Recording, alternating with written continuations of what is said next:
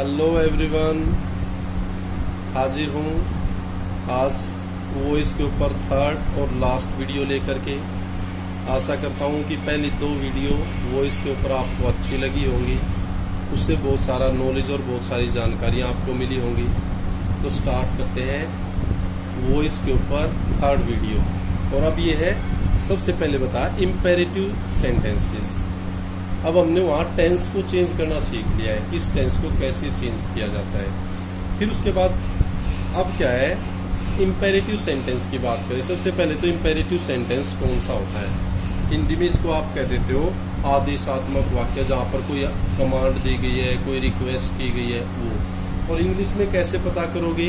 English के लिए देख लें तो इम्पेरेटिव सेंटेंस में पहले वर्ब की फर्स्ट फॉर्म मिलती है और उसके बाद ऑब्जेक्ट होता है। क्या मिलेगा? सबसे पहले वर्ब की फर्स्ट फॉर्म और फिर ऑब्जेक्ट। जब इस तरह कोई सेंटेंस शुरू होता है वर्ब की फर्स्ट फॉर्म से तो इम्पेरेटिव सेंटेंस होता है। अगर इसको आपको पैसिव वॉइस के अंदर चेंज करना है तो क्या रूल होएगा? उसके लिए लेट और फिर जो आपका ऑब्जेक्ट दिया हुआ है ऑब्जेक्ट लगता है, फिर बी और फिर वर्ब की थर्ड फॉर्म, क्योंकि आपको बताया पैसिव वॉइस के अंदर वर्ब की थर्ड फॉर्म ही लगती है। अब देखते हैं इसके सेंटेंसेस। सेंटेंस बता, ओपन द डोर। अब वर्ब की फर्स्ट फॉर्म से शुरू है, ये ऑब्जेक्ट है। अब मैंने कहा था कि लेट से शुरू करेंगे तो लेट द डोर, फिर बी का यूज करना और फिर थर्ड फॉर्म ओपन। बताओ बच्चों, समझ में आया नहीं आया? आ गया ना? Good. Next, shut the window. Same rule रहेगा, लेट द विंडो, बी लगा देंगे, शट। क्लियर? बस यही है, लेट लगाओ ऑब्जेक्ट, फिर बी और वर्ब की फर्स्ट फॉर्म को बदल दो वर्ब में, वर्ब की थर्ड फॉर्म में। Close the door, let the door be closed. Clear? Good. Next, switch on the radio. अब let the radio be switched on. Clear भाई? गुड। आगे बढ़ते हैं। फिर नेक्स्ट है इम्पेरेटिव सेंटेंसेस विदाउट ऑब्जेक्ट। अब इसमें तो ऑब्जेक्ट दिया हुआ था ना, देखो ये रहा। लेकिन अब कुछ इम्पेरेटिव सेंटेंसेस ऐसे होते हैं जहां पर ऑब्जेक्ट ही नहीं होता। अब आपके माइंड में आएगा भाई ये कैसे चेंज होंगे? ये भी इजी है, देखते रहें, देखिए कैसे होता है। अब यहाँ देखिए आप, यहाँ ऑब्जेक्ट है ही नहीं, sit verb, sit down, verb का ही कंप्लीमेंट यहाँ है। अब ऑब्जेक्ट है ही नहीं, तो इसको कैसे चेंज करेंगे? उसके लिए कुछ क्या है, कुछ आपको याद करने पर, जैसे आप कह दो you are ordered, you are requested, इस तरह ये आप यूज कर देते हैं उससे पहले, ये उससे भी आसान हो गया। फॉर एग्जाम्पल सिट डाउन है, you are ordered to sit down, बस इसके आगे टू लगाया और आपका सेंटेंस कंप्लीट, पूरा। समझ में आया? Good. Stand up, you are requested to stand up. Clear?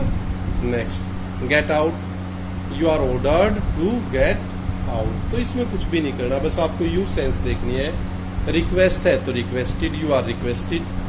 Ordered है तो यू आर ऑर्डर्ड, और एडवाइस है तो you are advised. Clear? Good.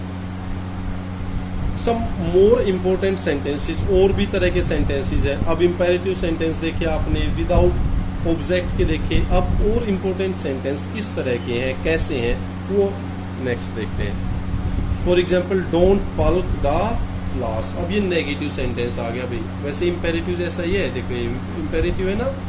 अब यहाँ लेट वाला भी यूज कर सकते हो, लेट द फ्लावर्स नहीं कहा है तो यहाँ नोट लगाएंगे, नोट, और फिर वो सेम बी और वर्ब की थर्ड फॉर्म। समझ में आ भाई? गुड। आगे देखते हैं। ओबे योर पेरेंट्स। अब वो लेट वाला रूल, let your parents be obeyed. चलिए है? गुड। नेगेटिव सेंटेंस है नेक्स्ट, डोंट या डू नॉट स्टील, तो यू आर फॉरबिडन। फॉरबिडन होता है मनाही करना, रोकना। अब जब यहाँ आपने नेगेटिव सेंस यूज कर दे, फिर आगे आप नोट नहीं लगाएंगे। या तो आप यूं कह दो you are advised not to steal, वो भी ठीक है। लेकिन अब जब आप फॉरबिडन यहाँ लगा दोगे तो उस टाइम पर फिर आप नोट नहीं लगाओगे, आगे यूं का यूं रहेगा, टू स्टे। समझ में आया है? आगे देखते हैं, और भी बहुत सारे सेंटेंसेस हैं। Next, sentences having two objects. अब अलग तरीके के सेंटेंस है, उसमें क्या है कि सेंटेंस है उसमें दो ऑब्जेक्ट दे दिया। अब एक ऑब्जेक्ट का देखा आपने, इंपेरेटिव सेंटेंस का देखा, नेगेटिव देखा। अब ये कह रहा है कि जो सेंटेंस है उसके दो अगर ऑब्जेक्ट है उसको कैसे सोल्व करोगे, वो भी इजी है। देख लेते हैं कैसे होता है। I shall do him a favour. अब दो ऑब्जेक्ट हो गए, ए फेवर हो गया और हिम। अब इसमें क्या रूल है, इसमें से कोई भी आप पहले ले लो, या तो हिम या फिर फेवर। अब अगर आप प्रोनाउन से पहले लेते हैं तो प्रोनाउन को पहले ले लो। अब हिम है तो उधर चेंज करेंगे तो क्या हो जाएगा, ही। सेल विल है तो ही के साथ विल, ये चेंज होता है बी में। डू की थर्ड फॉर्म डन। यूं का इसको एज इट इज लिख दो, ए फेवर बाई मी। बताओ समझ में आया या नहीं आया? ये दो तरीके से बनता है। अब दूसरा तरीका देख लेते हैं। अब फेवर पहले लेते हैं, ए फेवर, वो सेम, ये वर्ब और ये सेम रहेंगे, विल बी, थर्ड फॉर्म हो जाएगी डन। अब यहां टू हिम बाई मी। बताओ समझ में आया नहीं आया? तो इसमें आप किसी भी को, या तो प्रोनाउन जो है उसको पहले ले लो, या कोई और जो एक्स्ट्रा ऑब्जेक्ट है उसको पहले ले लो, और इस तरह आप उनको सेंटेंस के अंदर फॉर्म कर सकते हैं। नेक्स्ट देख सकते हैं, he gave me 5 rupees note. अब इसमें क्या, कोई भी आप पहले ले ले, पहले 5 रुपीज अगर ले ले, 5 रुपीज, प्लूरल है ज्यादा है तो क्या आ गया, वह। गिव की third form given, to me by him. या अगर पर्सन पहले ले लेते हैं तो क्या हो जाएगा, I was given 5 rupees by him. बताओ समझ में आया नहीं आया? इंपॉर्टेंट था ये भी। आगे देखें, did he land you any money. अगर इंटेरोगेटिव इस तरह है और दो ही ऑब्जेक्ट है यहाँ भी, तो उसको कैसे करोगे इंटेरोगेटिव नेगेटिव में? अब इंटेरोगेटिव तो वॉज पहले आ जाएगा, इसको पहले लेते हैं, वॉज एनी मनी। लैंड की थर्ड फॉर्म हो जाए लैंड, फिर इसके साथ टू यू बाई हिम। अगर आप यू को पहले लेते हो तो, लेकिन इंटेरोगेटिव बनाना है तो were you land any money by him. Clear? Good. Next sentence, the teacher asked me A question. अब दो ऑब्जेक्ट हैं, कोई भी पहले ले लो आप। I was asked a question by the teacher. She offered me a ring. अब इसमें भी दो है, आप किसी तरह इसको फॉर्म कर सकते हैं। I was offered a ring by her. Clear? समझ में आ रहा है ना?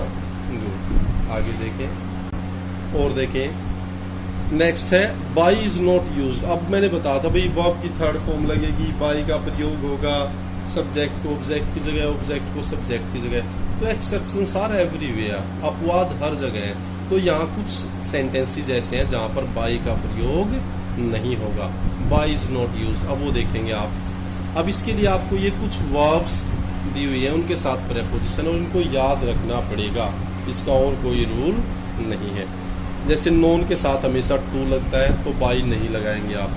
कंटेन के साथ इन, इंक्लूड के साथ in, please by, worry at, agree to, agree with भी होता है, oblige to, offend with, lined with, alarmed at, annoyed at, satisfied with, disgusted with. कहने का मतलब कुछ वर्ब्स के साथ प्रेपोजिशन मैंडेटरी होती है और वहीं उसी के साथ उसकी रियल सेंस आती है, तो वहां पर आप बाई का प्रयोग नहीं करेंगे। कुछ एग्जांपल्स देख लें, अच्छे लगेंगे आपको। अब जैसे ये आई नो हिम। अब कुछ बच्चों को तो कहते हैं सीधा क्या बना देगा, he is known by me. No no no, it's wrong. क्या हो जाएगा, ही इज नोन, और नोन के साथ ये पता होना चाहिए क्या आएगा, to, is known to me. ये आपका ठीक है ना? इंटरेस्टिंग। आगे, द जग कंटेन्स ऑयल। अब आप क्या बनाओगे, oil is contained by the jug. No, wrong हो जाएगा। अब क्या करना है, oil is contained in the jug। ये बिल्कुल ठीक है, समझ में आया। नेक्स्ट एक तरह के और देख लेते हैं, सेंटेंसेस विदाउट ऑब्जेक्ट। अब इसमें भी अलग अलग बहुत सारी वैरायटीज हो गई हैं।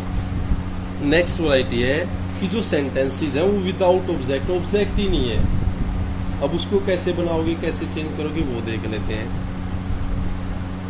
कुनीन टेस्ट बीटर, अब ये ऑब्जेक्ट नहीं है, बीटर टेस्ट को ही आगे सिग्निफाई कर रहा है, एडवर्ब के तौर पर यूज है। तो ये अब क्या है, इसमें नहीं, कैसे करोगे, quinine is bitter when tested, is bitter when tested. तो ये सेंटेंसेस है जिनका ऑब्जेक्ट नहीं होता है, उसको इस तरह बनाया जाता है। और देख लेते हैं आगे। Next sentence, if fire storm raked the ship. अगर इसको आप चेंज करेंगे तो the ship was raked. Clear, good. Someone picked my pocket. अब समवन से जो इस तरह के सेंटेंस समवन से स्टार्ट होते हैं तो वहां बाई समवन नहीं होता, माई पॉकेट। अब पास्ट वाला है तो क्या, वॉज वर्ब, तो वॉज पिक। इतना ही करके ये बिल्कुल करेक्ट है, ठीक है, समझ में आ रहा है, इजी भी है। नेक्स्ट सेंटेंस देख लेते हैं। The audience cheered his speech loudly.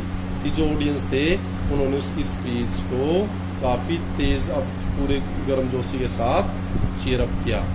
तो क्या आ जाए, his speech was loudly cheered. सीधा या हिज स्पीच, अब यहाँ वॉज चीयर्ड लाउडली या वॉज लाउडली चीयर्ड। तो ये वॉइस के ऊपर कंप्लीट 3 वीडियो हो गई हैं। Voice part number 1, voice part number 2 और वॉइस पार्ट नंबर 3। अब इसके अंदर पूरा का पूरा पूरी डिटेल है, छोटी क्लास से लेकर के बड़ी क्लासेस तक, और यहाँ तक कि कॉम्पिटिटिव लेवल के जो एग्जाम होते हैं वो सारे भी कवर करेंगे। तो अब आप सीखते रहें, हम सिखाते रहेंगे। कुछ क्यूरी है, इंक्वायरी है, कुछ पूछना है तो कमेंट बॉक्स में आप अपनी क्यूरी डालें, उसको सॉर्ट आउट किया जाएगा। Thank you, keep on enjoying, keep on learning, stay tuned. Thank you, please like, share and subscribe my YouTube channel Jaiveer Sharma. Thank you, thanks a lot.